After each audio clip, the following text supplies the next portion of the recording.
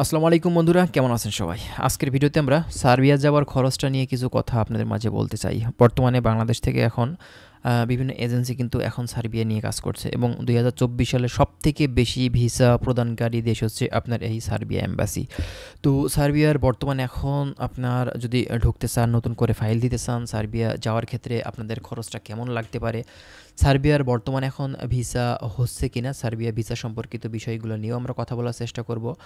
যারা সার্বিয়া যেতে ইচ্ছুক অবশ্যই আমাদের ভিডিওটি আপনারা দেখতে পারেন, তাহলে কিন্তু সার্বিয়া সম্পর্কে কিছু তথ্য আপনারা এই ভিডিও থেকে কিন্তু পেয়ে যাবেন। বর্তমানে এখন সার্বিয়া আপনি যদি ঢুকতে চান, এক্ষেত্রে প্রথমত খরচ সম্পর্কে কিছু কথা আপনাদেরকে বলি। দেখুন, সার্বিয়া কিন্তু অনেক ভালো কান্ট্রি। ইউরোপের ভিতরে নন সেনজেন যে দেশগুলো আছে, নন সেনজেন তো অনেক দেশ আছে, আপনারা জানেন যে কসোভো আছে, মন্টিনিগ্রো আছে, আলবেনিয়া আছে, মলদোভা আছে, তারপরে নর্থ ম্যাসিডোনিয়া আছে, তারপরে বেলারুশ আছে। হ্যাঁ, বেশ কিছু দেশ কিন্তু এই নন সেনজেন কান্ট্রিগুলো আছে। তো তার ভিতরে সার্বিয়া সব থেকে মানে টপ লেভেলে থাকা একটি কান্ট্রি। ঠিক আছে, তো সার্বিয়াতে বর্তমানে আপনি যদি ঢুকতে চান বা ঢোকার চেষ্টা করেন, তো এক্ষেত্রে আপনাদের খরচের কথা যদি বলতে হয়, এটা কিন্তু ভাই স্থানকাল পাত্রভেদে খরচটা মূলত হয়ে থাকে। কারণ এক একটা এজেন্সি এক এক রকম খরচ কিন্তু নিয়ে থাকে। তোমরা বিগত দিনগুলো থেকে দেখে আসছি যে সার্বিয়া ২০২৪ সালেও কিন্তু বিভিন্ন এজেন্সি কাজ করেছে। তো ওই সময় আমরা দেখেছিলাম যে আপনার ৬ লক্ষ থেকে প্রায় ৭ লক্ষ ৭.৫ লক্ষর ভিতরে কিন্তু হয়ে যেত। কিন্তু রিসেন্টলি ২০২৫ সালে এখন কিন্তু সার্বিয়ার খরচটা অনেক অনেক বেড়ে গেছে। সেটা কত? সেটা কিন্তু আপনারা যারা বর্তমানে যাচ্ছেন তারা কিন্তু জানেন যে এখন আপনার খরচটা কিন্তু দেখা যাচ্ছে বিভিন্ন এজেন্সি ৮ লক্ষ থেকে প্রায় ১০ লক্ষ টাকার ভিতরেই কিন্তু নিচ্ছে। ঠিক আছে, তো খরচটা সম্পূর্ণটাই নির্ভর করছে আপনার মাধ্যমের উপরে। কারণ আপনি যার মাধ্যম দিয়ে যাওয়ার চেষ্টা করছেন,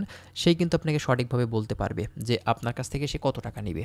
তো এটা আপনার দেখা যাবে যে কোনো ক্ষেত্রে কিছুটা বেশি নিবে, কোনো ক্ষেত্রে কিছুটা কম নিবে। এটা আপনার হচ্ছে স্থানকাল পাত্রভেদেই। হ্যাঁ, এখন নিজের যদি কোনো পরিচিত লোকজন থেকে থাকে, আত্মীয় স্বজন বন্ধু বান্ধব থাকে, তো এক্ষেত্রে কিছু ভাই কমবে, এটা তো ভাই স্বাভাবিক। বা যদি এজেন্সি আপনার একেবারেই নিজস্ব লোকজনের ভিতরে হয়ে থাকে বা খুব ভালো সম্পর্ক তাদের সাথে থেকে থাকে, তো এক্ষেত্রে খরচটা ভাই কিছু কমতে পারে। ঠিক আছে, তো খরচ এখন ভাই ২০২৫ সালে এই মনে করেন যে প্রায় ৭ থেকে ১০ লক্ষ টাকার ভিতরে বিভিন্ন এজেন্সি নিচ্ছে, আমরা যতটুকু দেখতে পাচ্ছি। তো এখন বর্তমানে কি পরিস্থিতি সার্বিয়ার? সার্বিয়ার ভিসা কি এখন হচ্ছে? ভাই সার্বিয়ার ভিসা হচ্ছে, এটা কিন্তু সত্য।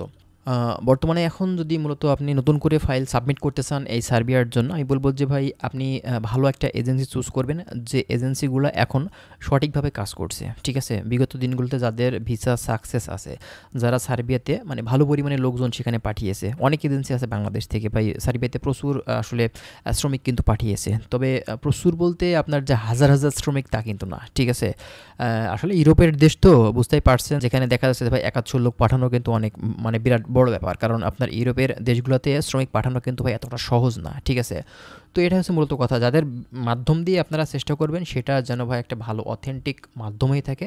সেক্ষেত্রে কিন্তু আপনি এই দেশগুলোতে যাওয়ার পরে সেখান থেকে ভালো কিছু আপনি করতে পারবেন। কারণ যেহেতু ভাই এই নেক্সট সেনজেন হয়তো সার্বিয়া হতে চলেছে, কারণ সার্বিয়া বর্তমানে এখন অন্যান্য নন সেনজেন কান্ট্রিগুলোর ভিতরে সবথেকে ভালো পজিশনে থাকা একটি দেশ। ঠিক আছে, তো অদূর ভবিষ্যতে হয়তো আপনার এই সার্বিয়ার দেশটি সেনজেনের লিস্টে কিন্তু চলে যেতে পারে। ঠিক আছে, এটা হচ্ছে মূলত কথা।